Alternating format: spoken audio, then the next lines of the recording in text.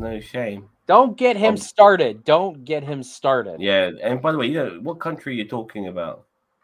Remember, look, listen to me, listen to my voice, and listen to his voice, that one. Yeah, Yeah, listen to he's all backwards. He doesn't know which way he's going. yeah, He exactly. drives on the Like wrong side of the road. we've got two different countries here. You know what I mean? Yeah. Well, Funeral Friend Exactly. 45, welcome, even though you're obviously Republican, and I am a political agnostic. hmm Yeah, Anyway. I'm so fucking far left. I should be left-handed, but I'm right-handed. You know what I mean? So yeah, So far left-handed, he uses his lefty to jerk off. I do. Funny enough, but yeah.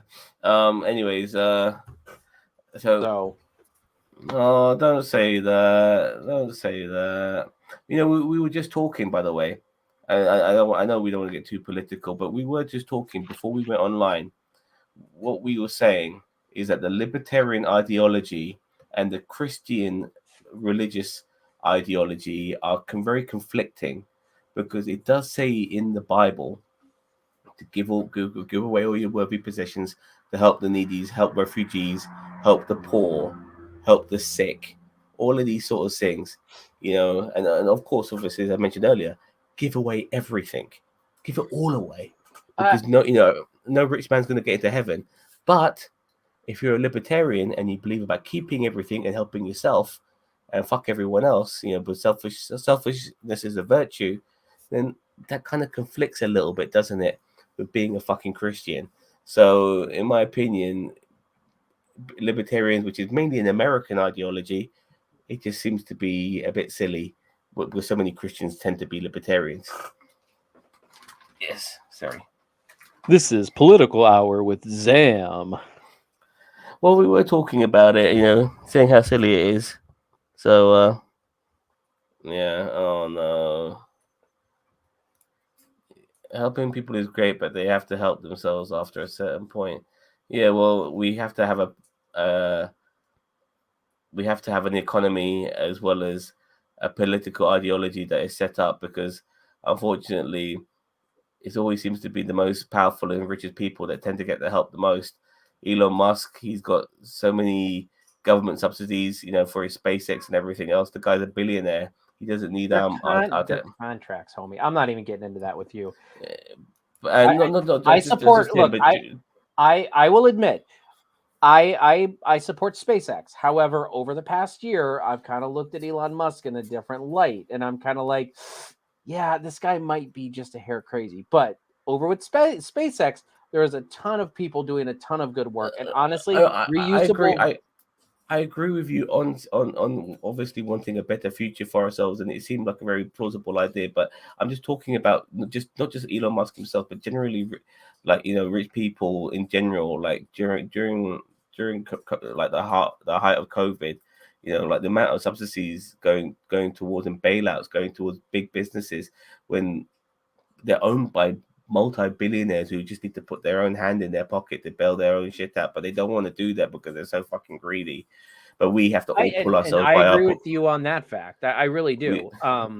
we all have to pull ourselves by our bootstraps, because somehow, you know, we have to somehow survive on like $7 an hour or whatever it may be, which is absolutely No, ridiculous. over here it's gone Yeah. up exponentially over here. So Uh, I yeah, think minimum wage is like up to like $15 an hour now. exactly. I mean, even then, it should, what it is, it should be a lot higher. But we are very much um kind of like brainwashed into believing that's not that shouldn't be the case, that we should only get what we deserve, when other people are getting paid 50 100 times more than the regular Joe. You know, like billionaires don't need that much money. They'll never need that much money. You know, they need to pay their stuff. Like, no billionaire, sorry for going on, I just have to mention this, no rich person, no industry could ever be that rich without the very employees making them rich in the first place. They all made you rich. Everyone, the guy who cleans the fucking street, the guy who works on the fucking on the till, the guy who stacks the fucking shelves, they're all part and parcel on how you became a fucking billionaire. So fucking pay them their goddamn money. All right, I apologize. No more. No more. Um Daniel Vance. I have to look for no further than Mississippi here in the U.S. to see how much the rich rip off from programs meant for the most needy. Shame on Brady. Hey, Yeah, I was gonna say maybe on Friday we found our pot. Maybe we get Zam to get political on Friday. Since we don't have anything on Friday, we get Zam political on Friday. Just a political podcast by Zam. It'll be I'm very one note. Like all our problems in today's world are caused by the most richest and greediest people who just don't want to give a cent to anybody else and want to keep it all for themselves. And one day, when all these rich motherfuckers have got every bit of paper, every penny in their pocket, they'll realize they can't eat the money that they've been so desperate to take off us, but they've got it all. So yeah. Anyways, all right. So look, let's wrap this up. um Prodigy is looking at a feature film. What? Why? I mean, don't get me wrong. The last two episodes were pretty good, but I'm like, why are Star they Trek looking at a feature? Prodigy. It's going to be Star Trek Prodigy: The Search for Chakotay. Yeah, I mean, and that's basically it. That's what season two is going to be. Or that's what they can make a movie out of that quite easily. But Look, there's so many different shows that Star Trek could do that it's not. I mean, you could do you could do a time patrol type show, from based on the time cops that were going around time in Star Trek temporal Voyager. temporal investigations. Yeah, temporal investigation. Well, no, We saw them in DS9. no, they were Yeah, in Voyager. I saw Oh them no, no, in no, no, not DS9. temporal investigation. Temporal investigations in Star Trek is like they're in the current timeline. I'm talking about the ones that actually travel through time and then they go to different eras of Star Trek, like which would be nice. And I'm not really talking about the future, but going through different eras of Star Trek, like they could go to the Enterprise era, they could go to the original series era. They could make it an anthology show. Starfleet Academy. I've always been preaching that one. Freaking Starfleet Academy would be an amazing show. And you follow the same crew, and then it's kind of like Days of Our Lives type thing, where it's like when they start going off to different ships, you still follow those characters, but then you're on three different ships or something like that. Be a great show. I think Section 31 in the uh in the DS9, I'm sorry, post Nemesis, like Picard era, but have somebody mentioned this, and I don't know who did, but I love the idea of Julian Bashir running Section 31, but like also trying to take it down from the inside. Like he's trying to figure out who's pulling the What? strings. Yeah, because He Julian seems Bashir was really involved at the end of DS9 with Section 31. So then they go to Julian, they ask because he's an augment, so he's really, he's really good. So it's like they get him to be like the head of Section 31, but then obviously it's a shadow organization. So Julian's trying to find who's running Section 31 because and not like from like the Federation Council. Give us a Federation president show where it's like the West Wing, but with the Feder fucking ration. I don't care. Call it Birth of the Federation and have it like the moment that Archer walks off the stage in the Federation, and you get your first Federation president, and you start to grow the Federation from there. Like, could you imagine? Like, these are great shows. I know I'm tangenting. Oh my god, what am I doing? All right, I have no problem with that, but something like those sort of shows are really good because they are adult orientated, and in a way you have to make it adult orientated. The work, but how do you do a show in the like? What would be good if they could try to somehow make this like show like the end of money and the world becoming financially do you the know time travel episode.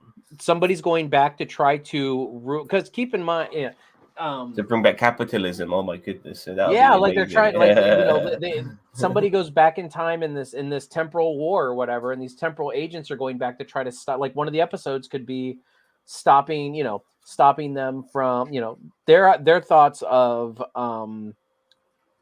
their thoughts on bringing. Oh, I just lost my train of thought. Their thoughts on like ruining the Federation is not stopping capitalism. You know what I mean? Like that all like they go back and they try to prevent the fall of capitalism in on Earth. So it's like so that's like that could be a great episode. You know what I mean? Like Yeah, These are all great things. but I still remember like Zephyr Cocker saying, "You know why I built this warp thing? Dollar signs." You know what I mean? And like, that's such a like significant thing because obviously once he did finally break the warp the barrier and the Walkers came in, like that was pretty much the beginning of the end of the dependence of money, and like their lives changed forever after that. If everyone had replicators and stuff like that, my Hmm. goodness, you know what I mean. So yeah, Bashir was mentioned in Janeway's recent log for having sued Starfleet for. How do you sue? Well, I was like, How what do do you you sue? sue Starfleet for? How do you sue them? What are you gonna get out of them? Extra fucking tricorders? Yeah, I mean, what the fuck? That's the Like, thing. what are you gonna get out of them, man? I Like, mean, I'm sure he's suing to change the legislation, probably, but still, like, I really like that. That's another thing with I don't know. Prodigy's loose cannon. Yeah, would you care to hear a Willow review? Go to timestamp 0. Enjoy. I know we just yeah, like we freaking rabbit trail. That's my fault. That's my fault. no, it's good that we do divided opinions in the chat. Yes, sir. What's the reward in Star Trek apart from no? That's the thing. They educate themselves. It's not about money, and that's the thing. I said, this one. I had this debate on the Avalon podcast. These guys Avalon, if you, I'm not sure if you heard of them. They make fan films. They're really good, and myself and Cheeto were invited onto their channel. And I mentioned one of the things I liked about the Star Trek universe is the fact that they don't do stuff for money, which it makes them as pure as purity can be. I mean, they're ambitious. They want to climb up the ladder, so to speak, but they're not doing it for money. And They do it for themselves. They do it for the they betterment do, of yeah, humanity. And I mean, yeah, yeah. And like the world, the way things are set up, like there's no greed. Like everyone gets fed. And you could eat as many times as you want. It's nothing like it's not like this sort of like 1984 sort of dystopia where people are thinking that you only get 3 meals a day. If you want to keep going back and forth from the replicator, you can do.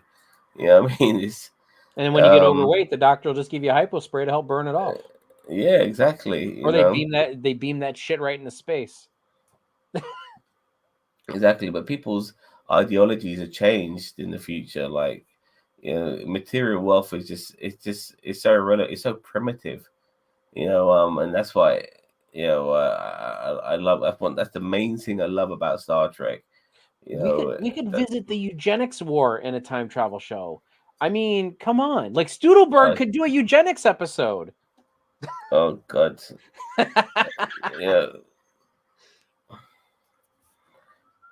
So you could not bother working and not like, if you want to. Well, I think the the thing is, I think is I don't know. Like it's never really been seen like that. Like people people who work in that period don't necessarily work for Starfleet. Starfleet is you can go down that route, but there's people who own restaurants, and they make food for people, and they're not doing it because they want to fucking make a living. They do it because they love it. Mhm. You do things because you love doing it, not because you want to make money. But it's weird to say, like, if there were any lazy bums, yeah, there probably might be. But you get lazy But I bums in the think capital. You get lazy bums in the capitalistic society anyway, so it's no I was different. about to say and I feel like once the mindset of human beings change, like yeah, you would have your in your not your instant, but like you'd have your Desires. generational gap where it's like you've got all these lazy cunts that are just sitting on their asses and doing it. But guess what? They die off, and then like if their kids see them doing that and they waste away their life, then the kids will be like, I really don't want to be like that. I want to do something with my life. So yeah, are you going to have like a generation where there's a bunch of lazy sloth assholes not doing anything? Absolutely, because they're going to think they can get away with it. But then their kids are going to see that, and their kids are going to see that, and they're like, no, I want to I want to do something with for myself and with myself and to better humanity, because it's not like I'm doing it for money.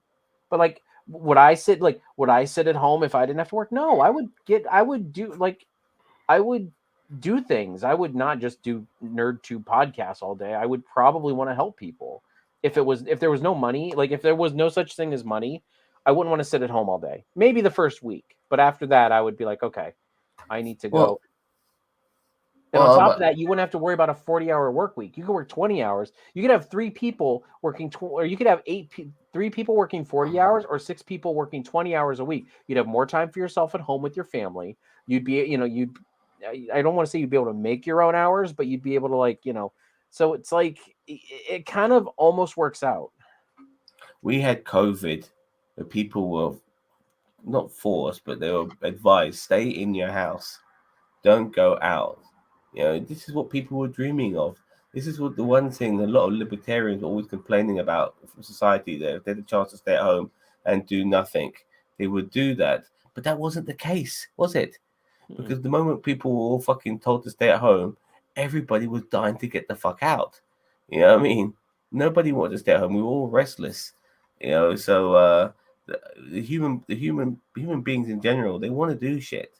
And We as I don't. said, any Yeah. of that laziness would probably just be burned out. Like they would die off because they would become fat fucks. They'd get like bunch of cardio issues and whatever, and they would die off, and they would have wasted their life when they could have done something else other than sit around. And honestly, if there's no money, we can afford, like, not afford, but we can take care of our veterans better.